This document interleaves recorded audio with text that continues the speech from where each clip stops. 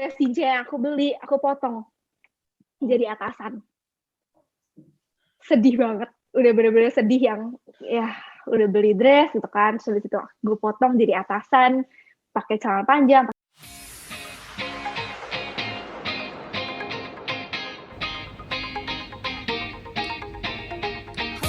Dan pada saat itu semua keluarga besar itu khawatir sampai nyuruh pulang. Mereka bilang, lu ngapain sih sekolah jauh-jauh? Di sana kalau sakit siapa yang mau ngurusin? Mendingan pulang, sekolah di rumah, di Jakarta. Ada papa mama yang ngurusin. Tapi di situ malah jadi berasanya, kok lu ngeremehin gue sih? Kok what I needed justru pada saat itu adalah support dan dukungan dan kepercayaan bahwa Ki, you can do this gitu kan. Tapi pada saat itu lebih ke arah udahlah pulang aja. Semuanya kayak gitu. Satu keluarga besar. Sampai sepupu-sepupu pun kayak nggak semua sepupu, tapi sepupu yang udah besar gitu pun sampai kayak iya Ki udahlah pulang aja, ngecat pribadi gitu kan, ngajak pulang dan segala macamnya. Di situ Bonyok juga concern lah ya gitu, dan tapi Bonyok bilang it's your choice gitu, lo mau go big atau go home, jangan tanggung-tanggung. Ada juga sepupu yang sangat mendukung gitu, sepupu yang bilang Kiara go big or go home gitu kan, lu lanjutin, lu buktiin. Aku ingat banget yang ngomong, lu buktiin ke orang-orang yang dulu bilang nyuruh lu pulang karena dia bilang lu gak akan bisa, atau kalau memang lu gak kuat, it's more than okay to come home, oke gitu. Dan pada saat itu gue mikirnya, kalau temen-temen gue yang lain bisa, gue juga harus bisa. Gue gak mau gara-gara gue sakit, jadi gue harus pulang. Di situ mulailah gimana pelan-pelan banget memang progresnya, tapi di situ jadi belajar gimana caranya bisa membangun hidup gitu kan ceritanya. Kalau dulu yang Kiara yang nggak tahu mau ngapain dan segala macamnya, Kiara yang pada saat itu mulai belajar cara membangun hidup yang dia mau tuh seperti apa sih gitu kan. Walaupun sebelum sepenuhnya ngerti gitu, tapi jadi oke, I stayed. Gue bilang sama Bonyok, no, I wanna stay. Gue bisa kok gitu kan. Tiap hari hari pertama orientation takut banget gitu kan, takut ketemu orang segala macam ya, wah gimana nih nggak kenal siapa-siapa, dan sore itu tuh soalnya kelihatan banget siang sampai tangan sampai kaki, telapak kaki gitu kan, jadi harus pakai sepatu, muka gitu kan, tangan kan masalahnya perlu salam tangan gitu ya, jadi kan kelihatan banget gitu, jadi pada saat itu yang kayak wah takutnya setengah mati lah ya, bahkan sampai pakai topi karena scalp psoriasisnya juga parah, dan kelihatan kan kalau misalnya parah banget sampai kayak lu mau sisirin berapa kali juga pasti tetap ada putih-putih gitu kan. Iya, sampai jadinya ya most of the days ya pakai topi gitu kan, ya mau nggak mau gitu. Terus benar-benar belajar memberanikan diri. Pada hari orientation aku duduk ke sebelah teman aku gitu, cewek, ya nggak kenal pada saat itu orientation gitu kan. Terus aku diem banget, dia bahkan dia bilang kayak lu diem banget hari itu gitu kan. Tapi ketika kita lagi break lunch time gitu, gue beraniin untuk bilang, kalau lu lihat kulit gue merah-merah, ini namanya psoriasis kan. Lebih mengkondisikan daripada dia berasumsi, daripada dia nanya, mending gue kasih tahu. Mending gue kasih tahu di pencegahan, betul. Dimana gue pun yang menyiapkan diri gue untuk ngomong gitu kan, di situ ngomong kasih tahu dia psoriasis itu apa dan segala macamnya gitu kan. Terus dia kayak oh ya it's okay gitu, don't worry about it segala macamnya. Itu menjadi apa ya, keterbukaan salah satunya untuk berani lu dengan kondisi belak-belakan terlihat satu badan seperti itu pergi ke orang-orang yang nggak kenal sama sekali, dan habis itu memberanikan diri gitu kan untuk ngomong gitu. At least gue udah punya satu orang yang ngerti lah gitu kan, satu orang yang bisa gue temenin.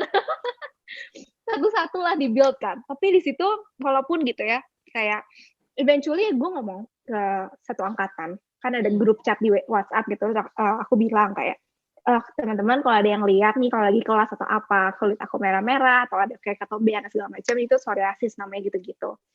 Ya surprisingly memang untuk Kiara yang pada waktu itu yang takut banget untuk ngomong kayak gitu, actually people don't mind.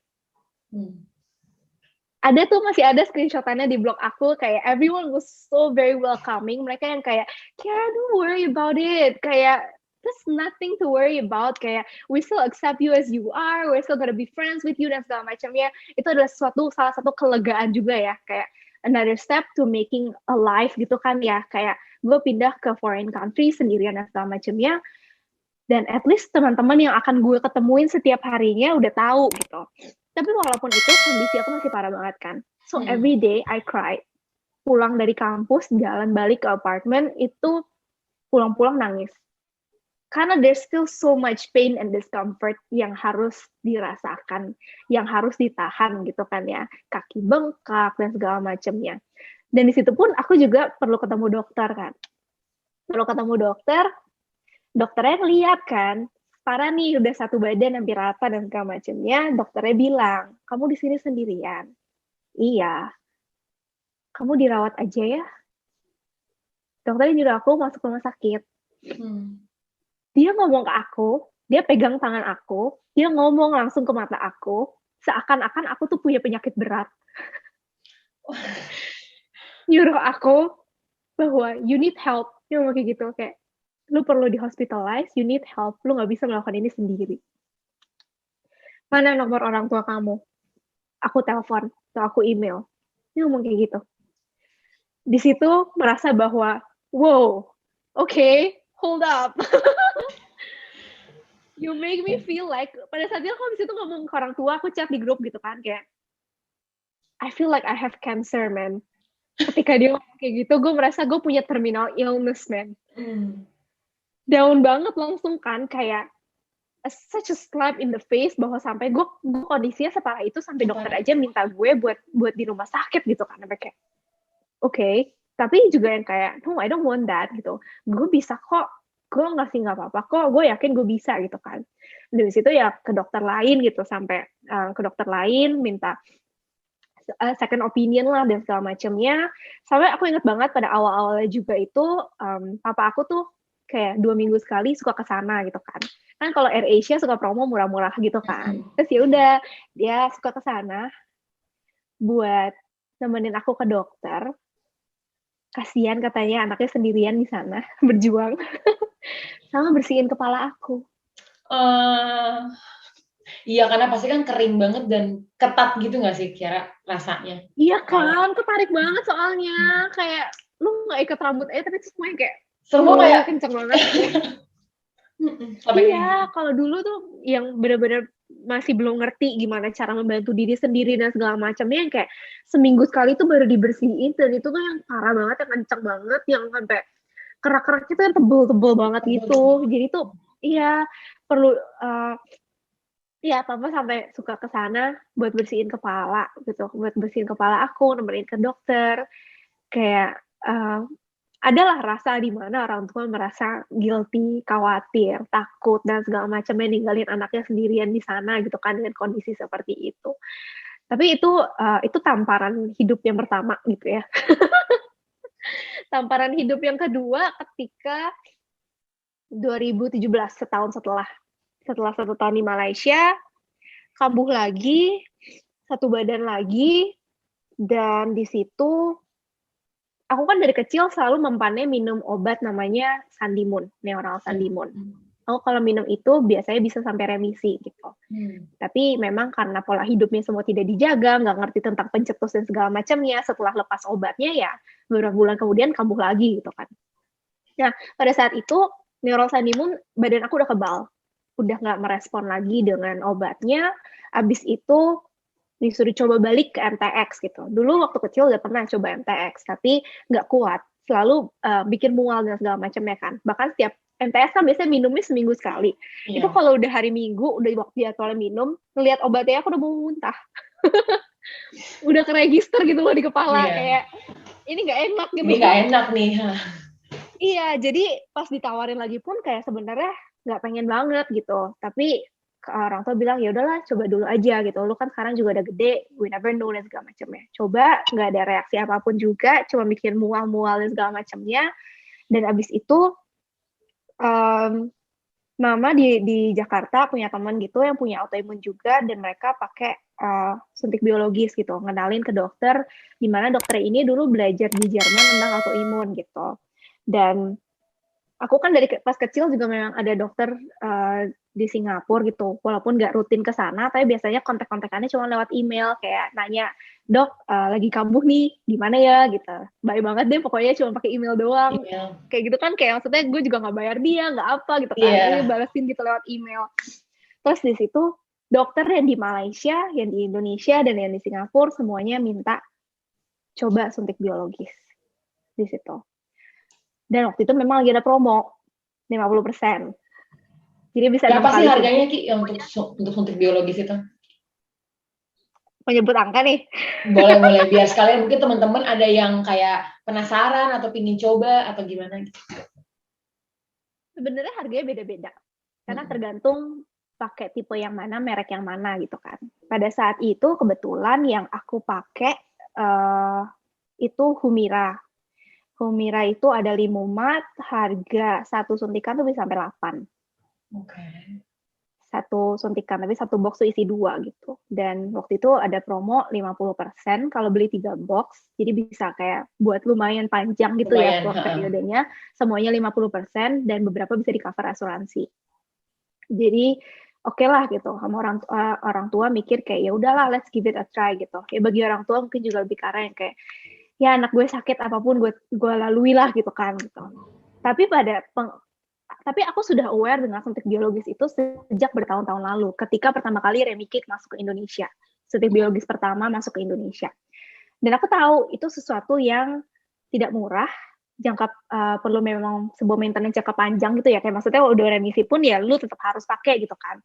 Karena kan perlu maintenance-nya gitu. Dan jadi in my mind selalu suntik biologis adalah pilihan terakhir.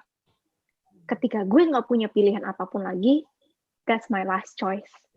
Waktu itu juga kenapa dikasih ke Humira, karena gue punya psoriatic arthritis, gitu. Psoriatic arthritis itu mulai dari 2015, paling parahnya sih di 2015, yang tidur aja tuh miring tuh nggak bisa. Karena sini sakit gitu. Jadi tidur tuh nggak nyaman banget tiap malam gitu. Kayak nyut-nyutan, sakit, terus habis itu kalau jalan tuh suka lututnya tuh nyeri, jadi kayak agak-agak pincang gitu. Terus habis itu sempet satu kali juga di mall kayak nggak bisa napak karena terlalu sakit. Terus habis itu gue lagi jalan ke toilet, mallnya tuh sepi, teman-teman di sana nggak bawa HP. Langsung kayak di tengah-tengah mall yang kayak, oh no, what am I gonna do? Kalau teriak nggak lucu soalnya. Nggak lucu iya, jadi kayak apa nih orang? Jadi waktu itu kayak loncat-loncat aja udah ke toilet terus balik lagi. Balik lagi, ya ampun. Iya. Terus. Tapi jadi waktu itu makanya dikasih ya Humira, karena Humira itu bukan cuma buat psoriasis doang, tapi buat psoriatic arthritis juga gitu. Pada saat itu bukan betul, karena mungkin juga masih 18 tahun, belum benar-benar mengerti, belum benar-benar bisa mengadvokasi untuk diri sendiri dan segala macamnya, ya udah disuruh orang tua, ya udah gitu kan. Orang tua cuma nyuruh pelajarin baca-baca, cari di Google, di forum-forum Facebook, pengalamannya gimana dan segala macamnya. Hanya sebatas itu, tapi itu sebuah decision yang udah oke, you coba ini ya gitu kan. Tapi masalah di otak gue itu tadi, this is the last resort. Which means gue udah se-helpless itu dengan psoriasis sampai gue harus pergi ke last resort gue gitu kan, which was very expensive, dan merasa bahwa gue udah separah itu ya gitu kan. Dan pada saat itu supaya bisa di cover asuransi, aku harus nginep di rumah sakit. Sendirian. Mama harus ngurusin dede sekolah, mereka adik aku nggak bisa lepas lah dari mama gitu kan. Terus habis itu bokap kerja, kakak emang lagi kuliah gitu kan di luar, dan habis itu ya udah pagi-pagi cuma dianterin bokap sebelum dia ke kantor. setelah suntik udah settle di dalam kamar dan segala macam ditinggal gitu. Besok lagi bakal dijemput sama nyokap setelah adik aku pulang sekolah gitu kan. Tapi I thought I would be fine gitu. Kayak menghadapi semuanya prosesnya sendiri gitu kan. Ya oke lah udah gede tinggal di Malaysia juga sendiri gitu kan. Tapi it's so much different. It's so much depressing ketika lu sakit, lu lagi belajar memproses bahwa you're giving into your last resort dan habis itu lu harus berbaring di rumah sakit. Itu sebuah suasana yang sangat berbeda di mana habis itu merasa wow, I don't know who I am anymore. Di situ benar-benar merasa bahwa gak kenal sama diri sendiri, benar-benar gak kenal, benar-benar bingung banget diri sendiri itu siapa, who am I dan segala macamnya, benar-benar kehilangan arah, benar-benar bingung banget dan segala macamnya, merasa gelap banget lah gitu kan hidup. Dan pada saat itu pun lagi deket sama cowok. Hai, terus. Lagi deket sama cowok, tapi habis itu sebenarnya teman lama sih. Jadi teman yang udah memang melihat perjalanan aku dengan psoriasis dari SD gitu kan. Dan di situ kayak okay, let's try to be something more dan segala macamnya. Dan habis itu tapi that happen. Aku masuk rumah sakit, aku perlu suntik dan segala macamnya. Dan pada saat itu akhirnya aku bilang ke dia, I can't do this gitu. Karena gue bahkan gak kenal sama diri gue sendiri. Gue bahkan, dan dia by the way dia lagi di luar juga, sekolah di luar gitu. Jadi perlu telepon-teleponan gitu kan. Iya, buat ada ngobrol. effort lebih lah gitu kan. Ada effort lebih, dan gue harus ngeliat muka gue di selayar. Iya, bisa, betul. Gue gak mau liat muka gue. Jadi pada saat itu gue bilang, gue gak bisa.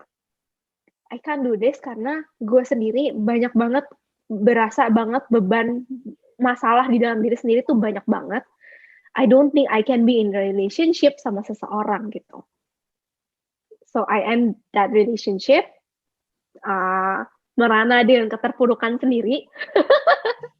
Terus abis itu juga 2 minggu setelah itu suntik lagi, masuk rumah sakit lagi, terus sampai aku minta kakak sepupu aku untuk temenin gitu ya, kayak I can't do this alone, kayak gue nggak bisa, gue nggak mau waktu itu sendirian lagi going through all of that, dan itu pun masih susah banget untuk diproses, dan gue harus begitu lagi sendiri. Gue bilang gue nggak mau, can you like stay with me for the night gitu kan, sampai teman juga aku minta datang gitu lah buat nemenin dan segala macamnya.